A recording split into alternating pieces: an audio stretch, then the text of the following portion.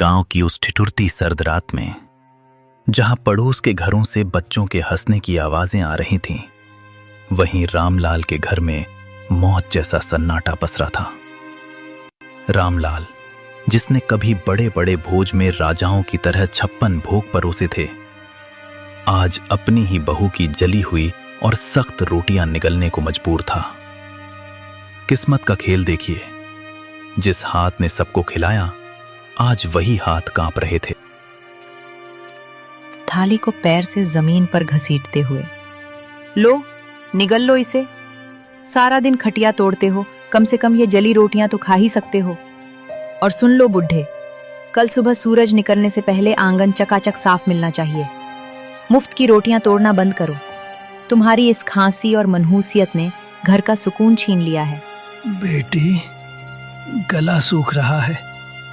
अगर थोड़ा सा गुड़ का टुकड़ा मिल जाता तो ये सूखी रोटी अंदर उतर जाती। गुड़ चाहिए इन्हें? अरे अपनी औकात देखिए। जब से मां गई है, तुम हमारे सिर पर बोझ बन गए हो। सच तो यह है कि तुम्हें भी मां के साथ ही चले जाना चाहिए था। अब यहां हमारे टुकड़ों पर पल रहे हो, और नखरे ऐसे जैसे अभी भी किसी रियासत के रसोइये हो। बेटा, जिस दिन तू पैदा हुआ था, उस दिन मैंने पूरे गांव को घी के लड्डू खिलाए थे। तुझे अपनी हथेलियों पर छांव देकर बड़ा किया। क्या यही दिन देखने के लिए मैंने तुझे काबिल बनाया था? तभी 7 साल का पोता गोलू दौड़ता हुआ आता है और रामलाल के गले लग जाता है। उसकी आंखों में गुस्सा और दुख दोनों हैं। पापा, आप दादाजी को ऐसे क्यों बोल रहे हो? जब मुझे डर लगता है तो यही दादाजी मुझे अपनी गोदी में सुलाते हैं। माँ, आपने इन्हें जली हुई रोटी क्यों दी? क्या आप मुझे भी बड़े होकर ऐसी ही रोटी दोगी? चुप कर गोलू, तू नहीं जानता, ये बूढ़े लोग सिर्फ परेशानी बढ़ाते हैं। जा अपने कमरे में। नहीं जाऊंगा। पापा, दादाजी बोझ नहीं है, ये तो हमारे घर का आशीर्वाद है। आप कहते हो ना कि ये आपके टुकड़ों पर पल रहे हैं, पर दादाजी ने तो मुझे बताया था कि ये घर और ये खेत उन्होंने अपनी मेहनत से बनाए हैं। फिर ये आपके टुकड़े कैसे हुए? गोलू, तू छोटा है, बड़ों के बीच मत बोल। रामलाल का दर्द तो फिर भी खुले आसमान के नीचे था, जिसे हवाएं सहला देती थीं।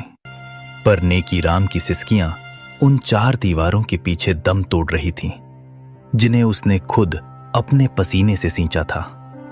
उसका बेटा पवन और बहू शीला ने उसे घर के पीछे एक ऐसे स्टोर रूम में फेंक दिया था, जहां कबाड़ और मकड़ी के जालों के सिवा कुछ न था।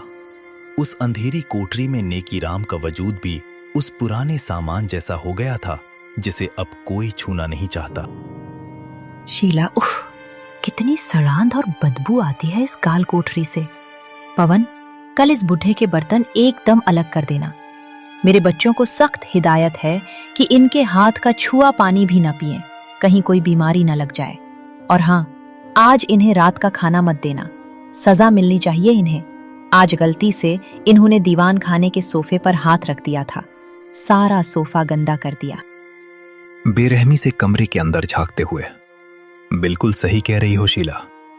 पिताजी, आपकी वो पुरानी डायरी और वो टूटा हुआ चश्मा मैंने आज सुबह ही कूड़े के ढेर में फेंक दिया है। अब आपको पढ़ने लिखने की क्या जरूरत? आप बस इस अंधेरे कोने में पड़े रहिए और अपनी मौत का इंतजार कीजिए। हमारी जिंदगी में दखल देना बंद कर दो। बेटा पवन, अपनी जवानी की एक एक पाई जोड़कर मैंने ये आलीशान घर बनाया था, ताकि तू और तेरे बच्चे सुकून से रह सकें। आज उसी घर का एक कोना मुझे नसीब नहीं। आज मुझे ही तू कूड़ा कह रहा है। जिस चश्मे से मैं तुझे पढ़ते हुए देखता था, उसे ही फेंक दिया। तभी नेकीराम की 6 साल की पोती पिंकी चुपके से कमरे में दाखिल होती है। उसके हाथ में एक छोटी सी पानी की बोतल और अपनी टिफिन से बची